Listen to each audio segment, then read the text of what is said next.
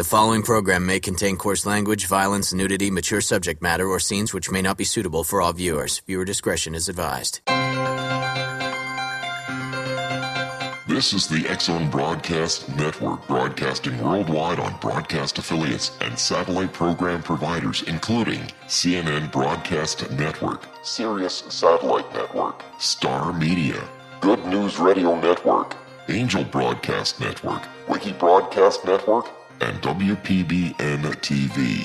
For more information on the X-Zone Broadcast Network, visit us at www.xzbn.net.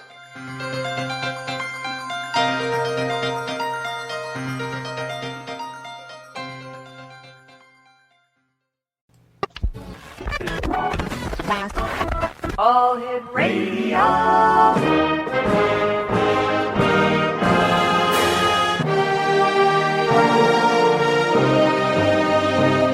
Welcome to the X-Zone, a place where fact is fiction and fiction is reality. Now, here's your host, Rob McConnell.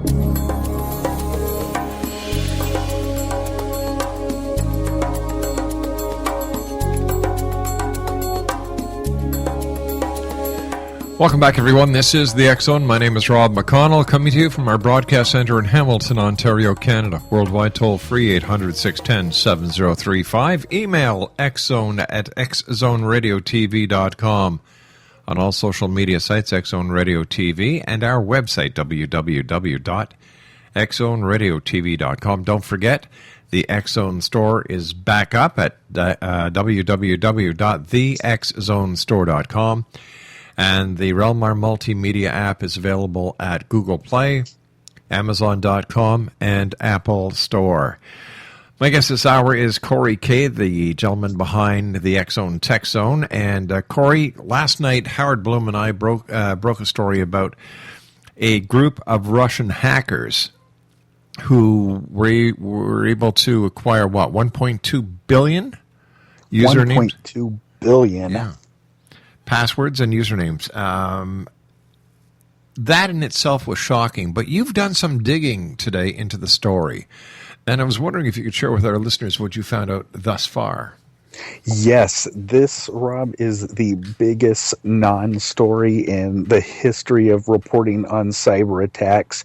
Basically, what has happened here is a security company that is selling a paid product has carefully crafted a public relations article, put it on the PR news wire, and it was so shocking and yet believable that every major news outlet just picked it right up. CNN, New York Times, Washington Post, Fox News, and it's still being picked up. There was just an article in New Zealand published. It says Kiwis' data threatened after Russian hackers steal 1 billion passwords. So this story is still being circulated, and people are picking it up as fact. And I am here to tell the X-Zone Nation today that this is one big hoax. How could so many people get sucked into it? For example, just let me bring our listeners up to date. Here's the story, X-Zone Nation. Russian hacking gang steals more than 1 billion usernames and passwords.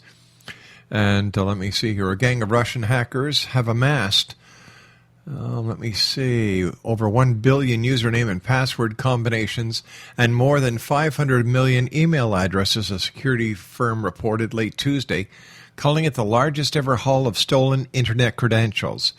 The massive trove, stolen from hundreds of thousands of websites, was discovered by the Milwaukee firm Hold Security, according to a post on its website. Now, according to the post, it took more than 7 months of research to identify the gang, whom the firm dubbed Cybervore, or cyber thief in Russia. Although the stolen database does not appear to contain payment card information, the sheer size of it represents a significant threat to companies and consumers. And this is according to Stephen Chubinski, Chief Risk Officer and General Counsel for the cyber threat tracking company, CrowdStrike, told Politico.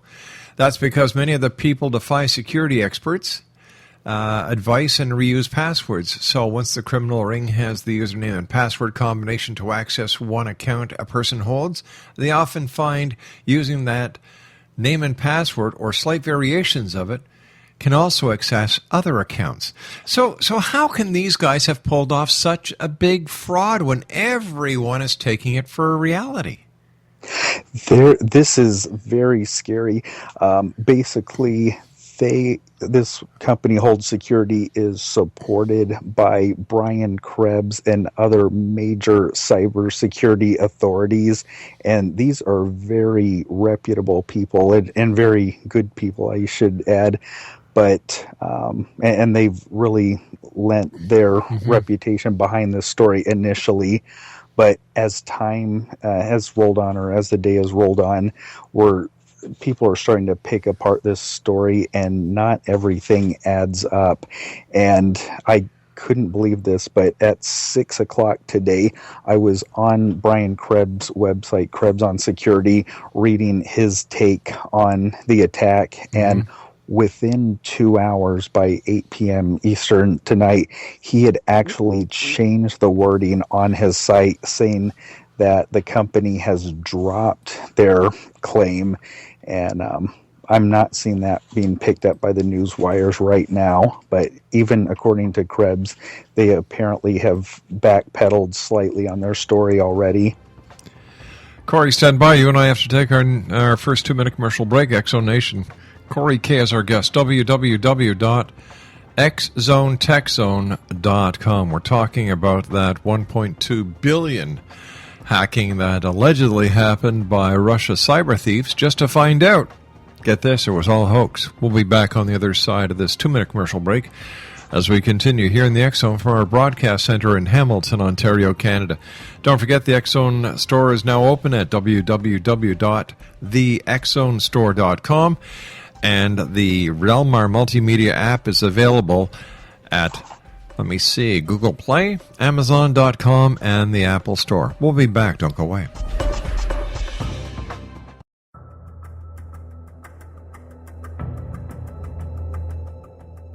Modern Esoteric, Beyond Our Senses by Brad Olson, consummates the lifology story about where humanity originates. It is the lost continents, the primitive wisdom, the mythos of creation, and the rethinking of ancient history as we are taught in academia. There is much more to the story than what we have been told. As this is the first book in the Esoteric series, Modern Esoteric starts at the beginning of time and accelerates up to this modern age. Future Esoteric is book 2 in the series and takes a forward-looking position ahead of today with an open and honest examination of the ET issue and various unexplained phenomena. To discover the writings of author Brad Olson, visit www.bradolson.com. That's www.bradolson.com.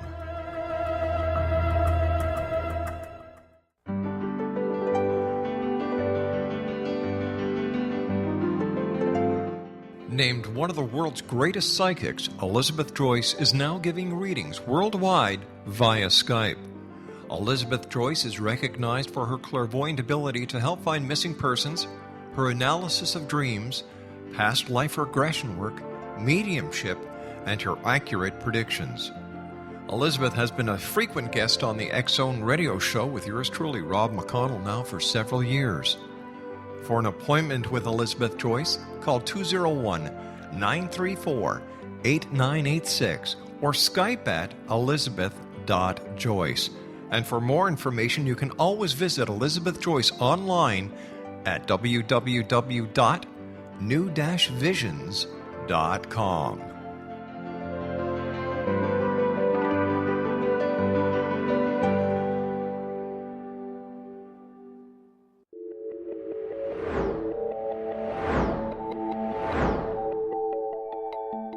Do you have a dis-ease that you would like to alleviate through a natural means? Have you been contacted by angels, ghosts, or even extraterrestrials and want to validate these experiences? Or would you simply like to speak with someone who can help you find your life's purpose? I'm Dr. Joseph Mara, and I'm offering my services free of charge for first-time clients contacting me during the month of April.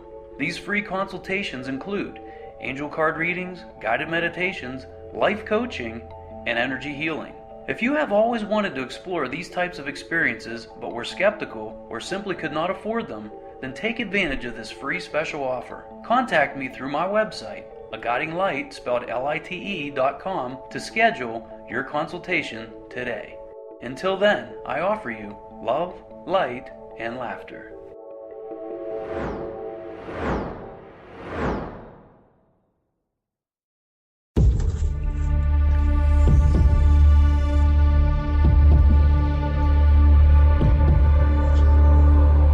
Corey K's our guest, www.xzonetechzone.com.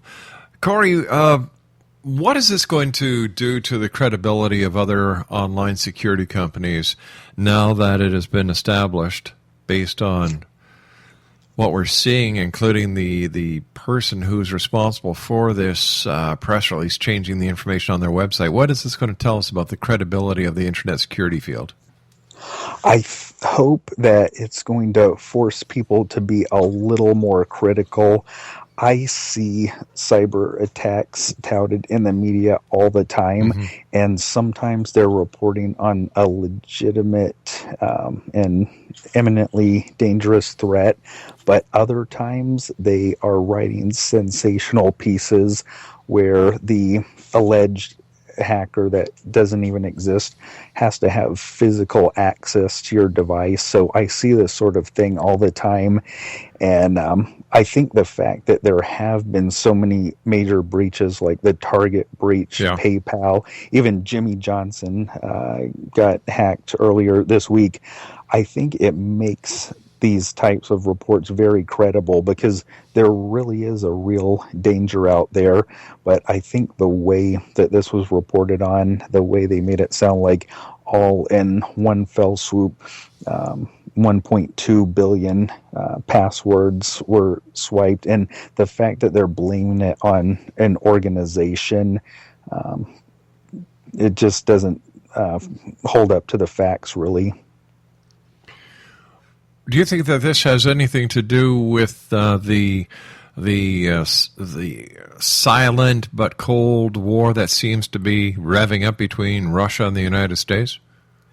Oh, yeah, definitely. I think it's a factor. I think the most important factor for this company to hold security was a financial motive.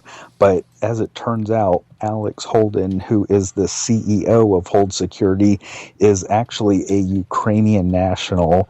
And with everything going on with the Ukraine and Russia right now, I think that was at least one of his motivating factors behind putting this story out right now. Other factors are the fact that there are two major cybersecurity conferences going on right now, and he is making this announcement. He's already made the announcement at one, and he's planning on making the announcement at another cybersecurity conference. And above all, on their website, they mentioned that 1.2 billion passwords have been stolen, and for $120 you can find out if you've been hacked or not. So I think there was a definite financial motivation behind this story. You know, the headlines of hackers is nothing new in today's world. When was it? Earlier this year, if my memory serves me correct, the U.S. accused Russian hackers of a $100 million fraud. So, accusing the Russians for doing something when it comes to computer hacking is nothing new. That's true. And something interesting, this story, which is a little bit overblown and the facts are a little bit distorted, it actually masks a real hack that just took place a couple of days ago that didn't, I guess, receive this much attention, where Russian attackers did attack targets in the Ukraine and Estonia. And it was reported on, but it just, I guess, it didn't hold people's attention as much as the fact that 1.2 billion passwords could have been stolen. That's a lot. 1.2 billion.